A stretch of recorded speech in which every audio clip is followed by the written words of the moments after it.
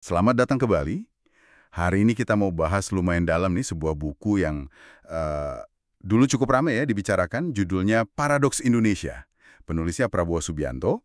Anda mungkin udah pernah dengar judulnya atau mungkin beberapa ide utamanya ya. Iya, cukup fenomenal ya waktu terbitnya. Betul. Nah, sumber kita kali ini kita pakai kutipan-kutipan penting dari buku itu yang terbit tahun 2017. Jadi buku ini tuh isinya semacam diagnosis gitu ya dari penulisnya soal tantangan-tantangan besar buat Indonesia. Tapi nggak cuma tantangan ya. Ada juga soal potensi besarnya yang katanya belum maksimal digali. Nah, itu dia.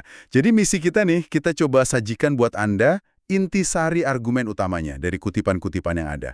Kita telusuri gimana buku ini bangun argumennya. Mulai dari konsep intinya, si paradoks Indonesia itu. Iya, terus masuk ke diagnosisnya. Apa aja sih penyakit kronis, ekonomi sama politiknya menurut buku ini? Sampai ketawaran resepnya lah ya, solusi yang ditawarkan penulis. Sip. Oke, mari kita mulai bedah ya. Oke, Kita mulai dari konsep utamanya dulu nih, paradoks Indonesia. Jadi, buku ini tuh langsung di awal bilang kalau Indonesia ini kaya banget. sumber daya alamnya, manusianya juga, potensinya luar biasa gitu kan? Banget. Tapi, nah, ini ironisnya nih. Menurut penulis, kekayaan sebanyak itu kok kayaknya nggak nyampe ke bawah gitu loh. Nggak dinikmati mayoritas rakyat. Malah katanya numpuk di segelintir elit aja. Nah, itu dia. Itu yang disebut inti paradoksnya. Ada ketimpangan, ada kemiskinan, tapi kok di tengah-tengah kekayaan yang melimpah. Iya, jadi kayak kontras banget gitu ya. Penulisnya mengkontraskan potensi yang gede tadi sama realita yang ya bisa dibilang agak suram gitu menurut buku ini.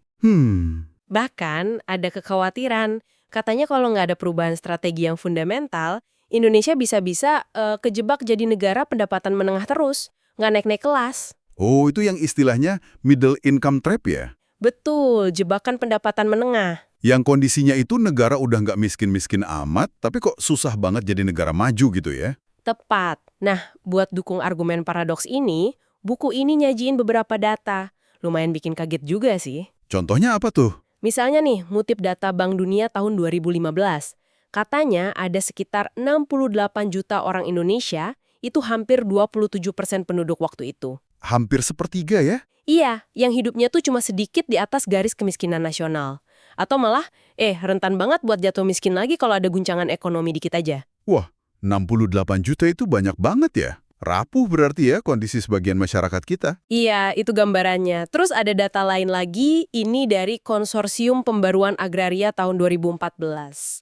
Disebutkan kalau cuma 1% penduduk Indonesia itu menguasai sekitar 72% dari total luas tanah di Indonesia. Hah? Serius? 1% kuasai 72% tanah? Itu data yang dikutip di buku, sering dipakai buat nunjukin timpangnya penguasaan aset produktif kayak tanah. Gila sih timpangnya kalau gitu. Nah, jadi kontras antara potensi alam limpah, penduduk banyak, tapi kok realitanya banyak yang miskin, rentan, terus asetnya dikuasai segelintir orang aja. Itu inti dari paradoks yang diangkat buku ini. Oke, paham. Jadi paradoksnya itu kaya tapi miskin, potensi gede tapi realita timpang. Terus, gimana buku ini jelasin akar masalahnya? Salah satu poin yang kayaknya penting banget di buku ini kan soal kekayaan yang katanya ngalir ke luar negeri ya. Itu bukan barang baru katanya. Bukan, udah ratusan tahun katanya, malah sejak zaman kolonial. Wah, ada contohnya nggak? Ada. Buku ini ngutip taksiran dari riset Chulalongkorn University tahun 2012. Mereka ngitung perkiraan keuntungan bersih yang diambil Belanda dari Hindia Belanda selama periode 1878 sampai 1941. Itu sekitar 63 tahunan lah. Terus hasilnya berapa? Kalau dikonversi ke rupiah waktu buku ditulis, angkanya itu sekitar, siap-siap ya, 66.599 triliun. Astaga, 66.000 triliun lebih. Itu berapa kali APBN kita ya? Susah bayanginnya. Gede banget. Puluhan kali lipat mungkin ya. Tentu ini kan taksiran historis ya, tapi dipakai penulis buat nekenin argumen kalau pendarahan ekonomi ini akarnya panjang. Oke. Terus di zaman sekarang gimana? Masih kejadian? Apa aja mekanismenya menurut buku ini? Masih katanya. Dan diidentifikasi beberapa cara utama gimana aliran keluar ini terus terjadi. Pertama, lewat struktur perdagangan kita. Maksudnya gimana tuh? Jadi argumennya kita ini cenderung ekspor bahan mentah terus, atau barang setengah jadi yang nilai tambahnya dikit. Contohnya, data 2014 sekitar 30% nilai ekspor kita itu dari mineral mentah. Oh, kayak nikel mentah, bauksit gitu ya? Iya, semacam itu. Sebaliknya, kita impor barang jadi yang nilainya tinggi, kayak mesin, elektronik, itu di tahun yang sama porsinya 24% dari nilai impor. Jadi, kita jual murah bahan baku, terus beli mahal barang jadi. Gitu intinya. Kurang lebih gitu argumennya di buku ini. Nah, mekanisme kedua, ini soal keuntungan dari investasi atau usaha yang jalan di Indonesia. Keuntungan perusahaan gitu. Iya, katanya sebagian besar keuntungan itu, baik dari perusahaan asing maupun sebagian perusahaan domestik besar, nggak diinvestasiin lagi di dalam negeri, malah dibawa keluar. Oh, jadi profitnya terbang keluar gitu ya? Betul. Ada kritik juga ke perusahaan asing yang ngeruk sumber daya alam kita, tapi untungnya nggak banyak dinikmati di sini. Oke. Udah dua. Ada lagi? Ada. Ketiga, ini yang angkanya juga gila-gilaan, yaitu soal simpanan dana WNI di bank-bank luar negeri. Buku ini ngutip data pemerintah sendiri, akhir 2016, yang naksir jumlahnya itu 11.000 triliun. 11.000 triliun. Itu kan gede banget berapa kali APBN waktu itu? Di buku disebutnya sekitar 5 kali lipat APBN kita waktu itu. Dan nilainya hampir sama kayak PDB kita setahun. Wow. Buat perbandingan nih, dikutip data Reuters pasca teks amnesti 2016, diperkirakan ada sekitar 200 miliar dolar AS atau setara 2.600 triliun aset WNI, itu cuma di bank swasta Singapura aja. Cuma di Singapura aja segitu? Iya, penulisnya nyorot ironinya, kok bisa uang WNI di Singapura jauh lebih banyak dari PDB Singapura sendiri, padahal penduduk kita ratusan kali lipat. Ini kalau beneran datanya gila sih. Berarti ada potensi modal domestik yang luar biasa besar tapi nggak muter di dalam negeri ya? Persis, itu argumennya. Nah, mekanisme keempat ini soal aliran dana gelap, illicit financial flows. Dana gelap, maksudnya gimana tuh? Buku ini ngutip data GFI, Global Financial Integrity, estimasi mereka selama 10 tahun dari 2004 sampai 2013, total dana gelap yang keluar dari Indonesia itu sekitar 2.349 triliun. 2.000 triliun lebih? Itu sumbernya dari mana aja dana gelap gitu? Ada 3 sumber utama katanya. Pertama ya hasil korupsi pejabat atau politisi yang dilarikan keluar. Klasik ya? Kedua, dari hasil kejahatan terorganisir, kayak narkoba, human trafficking, illegal logging, dan lain-lain. Ketiga, ini yang katanya volumenya paling gede, dari praktik komersial ilegal. Contohnya? Manipulasi nilai transaksi ekspor-impor, misalnya ekspor barang nilainya dikecilin, under invoicing, atau impor nilainya digedein, over invoicing. Tujuannya ya buat ngindarin pajak atau mindahin untung secara ilegal. Oke, jadi lengkap ya gambarannya? Iya. Lewat perdagangan, keuntungan perusahaan, simpanan WNI di luar, sama dana haram. Semuanya bikin kekayaan kita bocor keluar, gitu ya menurut buku ini? Iya benar. Penulisnya pakai istilah net outflow of national wealth, aliran keluar bersih kekayaan nasional. Dampaknya apa katanya? Serius banget menurut penulis. Sampai dia pakai analogi yang lumayan keras sih, provokatif. Katanya kondisi ini bikin Indonesia kayak bangsa kuli atau bangsa kacung buat bangsa lain. Soalnya kekayaan kita disedot keluar terus. Wah, istilahnya tajam banget ya. Oke, jadi gambaran ekonominya suram nih menurut buku ini, kekayaan ngalir keluar terus. Tapi kayaknya nggak cuma ekonomi ya. Buku ini juga nyinggung masalah politik kan? Betul banget. Selain masalah ekonomi tadi, buku ini juga bilang ada tantangan besar kedua, yaitu soal kondisi demokrasi kita. Penulisnya berpendapat demokrasi kita ini bahaya, karena secara de facto udah dikuasai atau dibajak lah sama segelintir pemilik modal besar. Oligarki gitu. Dikuasai gimana maksudnya? Ya, klaimnya sih banyak pemimpin politik, pusat maupun daerah, itu bisa dibeli, bisa disetir sama kepentingan pemodal besar ini. Akibatnya? Bener berjuang buat rakyat banyak katanya, malah ngelayanin yang ngasih dana, bahkan sampai level menjual negara.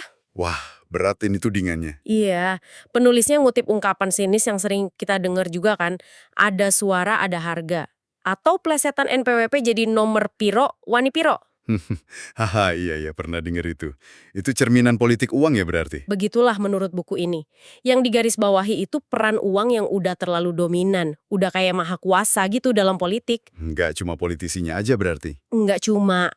Katanya partai politik juga bisa dikontrol lewat uang, lembaga survei, bahkan media massa. Media massa juga. Iya, buku ini ngutip data BPS 2015, katanya 90% informasi yang kita konsumsi itu dari TV. Nah, sementara kepemilikan TV swasta besar di kita kan sangat terkonsentrasi ya, cuma di beberapa grup konglomerasi media aja. Oh, iya juga ya. Ini yang disebut penulis sebagai oligarki media, yang potensial banget ngebentuk opini publik sesuai maunya pemilik. Biaya politik yang mahal juga jadi sorotan kan? Iya banget, ini dianggap salah satu akar masalahnya. Kenapa politik kita gampang dikuasai pemodal? Penulisnya ngasih semacam ilustrasi kasar gitu. Gimana tuh? Buat menang pilkada serentak se-Indonesia aja, seorang capres atau kekuatan politik di belakangnya mungkin butuh dana total sampai 11,8 triliun. 11 triliun lebih buat pilkada doang. Itu taksiran di buku ya. Bahkan buat jadi kepala desa aja, katanya ada yang perlu modal sampai 1 miliar. Angkanya mungkin nggak presisi ya, tapi gambarannya gitulah. Mahalnya minta ampun ongkos politik formal kita. Terus ini jadi pertanyaan mendasar soal realitas elit politik kita dong. Nah, persis. Buku ini ngajuin pertanyaan retoris yang penting banget. Elit politik kita masih bisa nggak sih dibilang setia sama Pancasila dan kepentingan nasional? Kalau sumber dana buat politiknya aja datang dari asing atau dari kelompok bisnis yang kepentingannya mungkin beda sama kepentingan bangsa. Pertanyaan yang nusuk ya. Kondisi demokrasi dibiayai cukong ini, menurut penulis, ujung-ujungnya bahaya banget buat kedaulatan politik kita. Oke, jadi masalahnya udah ekonomi, kekayaan bocor, politik, demokrasi dibajak modal. Ada lagi nggak masalah sosial ekonomi lain yang disorot? Ada beberapa data lagi buat melengkapi gambaran paradoks tadi. Misalnya soal kesenjangan ekonomi. Gimana tuh? Ngutip data Credit Suisse Global Wealth Report 2016, katanya Gini rasio kekayaan kita itu 0,49. Gini rasio kekayaan ya, bukan pendapatan. Iya, kekayaan. Angka 0,49 itu diinterpretasiin penulis, artinya 1% orang terkaya di Indonesia itu menguasai hampir setengah, 49% dari total kekayaan nasional. Hah? Setengah kekayaan nasional cuma dikuasai 1% orang? Gila, timpang banget. Katanya sih salah satu yang tertinggi di dunia tingkat ketimpangannya. Waduh, selain itu apa lagi? Masalah kualitas SDM juga diangkat. Pendidikan dinilai masih rendah, pakai hasil survei PISA 2015, skor siswa kita kan peringkat 65 dari 73 negara. Terutama dibaca, matematika, sains. Jauh ya ketinggalan? Terus masalah kesehatan, gizi. Disebutkan 1 dari 3 anak balita kita itu stunting, gagal tumbuh karena kurang gizi kronis. Stunting ini kan dampaknya jangka panjang ya ke otak dan produktivitas. Masalah harga kebutuhan pokok yang mahal, contohnya harga beras kita bisa 2 kali lipat dibanding Vietnam atau Thailand. Padahal kita negara agraris. Iya ya, aneh juga. Beban banget buat rakyat kecil. Terakhir, disorot juga soal konsentrasi ekonomi yang timpang secara geografis. Sekitar 60-70% perputaran uang nasional itu katanya cuma di Jakarta dan sekitarnya aja, Jabodetabek. Daerah lain jauh ketinggalan. Oke, jadi numpuk semua ya masalahnya. Timpang banget, SDM bermasalah, harga mahal, ekonomi cuma di Jakarta. Terus buku ini ngehubunginnya gimana? Ada bahaya yang lebih gede nggak? Nah, ini poin pentingnya. Buku ini ngutip pandangan sejarawan ekonomi Niall Ferguson. Dia ngingetin kombinasi antara kesenjangan ekonomi yang tinggi banget sama faktor pemicu lain itu bisa bahaya banget.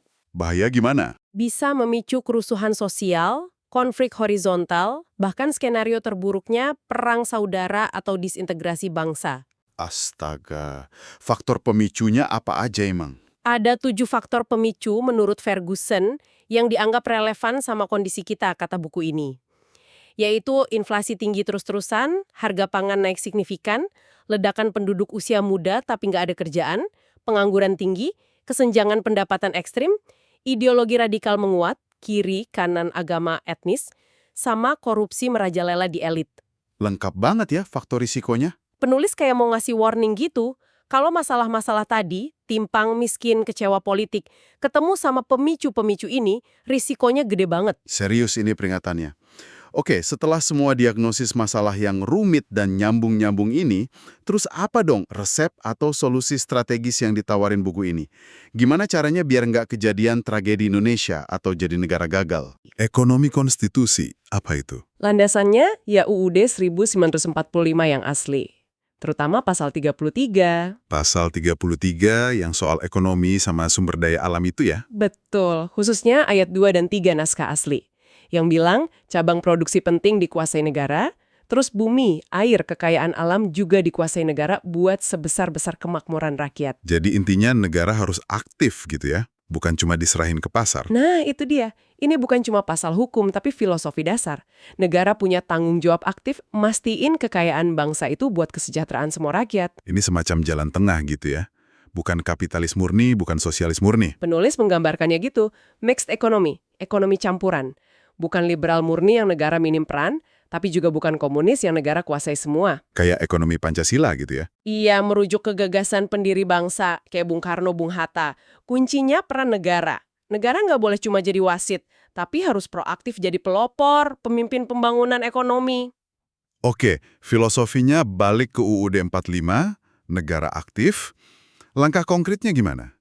Ada beberapa pilar strategis. Pertama, dan ini paling dasar, stop dulu pendarahan atau kebocoran kekayaan nasional ke luar negeri. Itu prasyarat mutlak katanya. Masuk akal sih. Tutup dulu bocornya baru bisa isi embernya ya. Terus? Kedua, olah sumber daya alam di dalam negeri. Hilirisasi industri. Jangan cuma ekspor bahan mentah. Harus diolah jadi barang setengah jadi atau barang jadi di sini. Jadi bangun industri nasional yang kuat ya? Iya, perlu industri nasional kuat dan beragam. Penulisnya nyontohin spesifik. Perlu punya pabrik mobil, pesawat, kapal sendiri. Industri strategis gitu. Oke, industrialisasi, nilai tambah di dalam negeri. Apalagi? 3, perkuat dan manfaatkan potensi domestik kita yang gede banget. Ada 2 hal utama nih. 1, capai kedaulatan pangan, kembangin agroindustri. Pangan itu isu strategis banget. Kita kan negara tropis subur ya? Betul. Punya keunggulan katanya zona tropis terpanjang kedua setelah Brazil. Kedua, manfaatkan pasar domestik kita yang 250 juta lebih ini jadi mesin pertumbuhan. Jangan malah dibanjiri produk impor. Sip. Pangan kuat, pasar domestik kuat, pilar berikutnya? Keempat, peran strategis BUMN, badan usaha milik negara. Diharapkan BUMN ini jadi ujung tombak, lokomotif ekonomi nasional, terutama di sektor strategis. Tapi ada catatannya nggak soal BUMN? Ada. Penulis ngasih catatan kritis juga. Waktu itu buku ditulis, cuma 2 BUMN kita yang masuk Fortune Global 500. Pertamina sama TLN. Jadi BUMN perlu diperkuat dan direformasi biar efektif. Oke, BUMN jadi lokomotif, koperasi gimana? Nah, kelima, koperasi.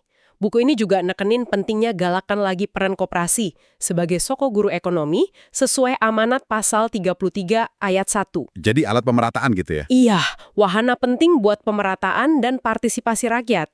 Ini bukan berarti anti BUMN atau swasta ya, tapi koperasi perlu diberdayakan beneran sebagai pilar ekonomi kerakyatan. Oke, itu pilar-pilar ekonominya. Kalau solusi buat politik dan hukumnya gimana? Kan tadi masalahnya nyambung tuh. Pasti ada, kan masalahnya terkait erat. Di politik, solusinya ya wujudkan demokrasi rakyat yang substantif, yang bersih, bebas dari politik uang. Syaratnya apa tuh? Syarat mutlaknya penegakan supremasi hukum yang adil, nggak pandang bulu. Dan yang paling penting, perang total lawan korupsi di semua level. Korupsi ini emang penyakit kronis ya? Udah darurat nasional katanya, kalau nggak diberantas tegas, bisa bikin negara gagal. Jadi hukum tegak, korupsi sikat, politik bersih. Ada lagi? Terakhir, tapi penting banget juga, ini soal mentalitas, karakter bangsa. Penulis nekenin perlunya bangun lagi kesadaran nasional, rasa percaya diri, hilangkan mental inferior, minder sama bangsa lain. Jadi harus berani ambil nasib di tangan sendiri gitu ya?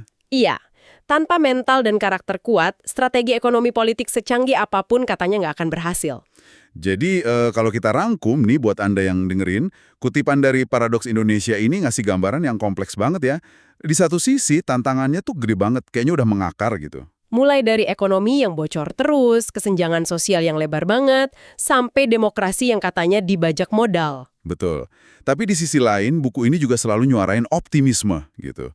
Potensi Indonesia ini luar biasa besar katanya. Sumber alamnya, manusianya, Dan potensi ini bisa banget jadi kekuatan nyata asalnya bangsa ini berani ambil arah kebijakan yang beda. Strategi yang dasarnya semangat konstitusi asli, mandiri, dan kepentingan nasional di atas segalanya. Ya, penting juga ya buat kita ingat lagi, ini kan diagnosis dan tawaran strategi dari sudut pandang penulisnya, Prabowo Subianto, tahun 2017.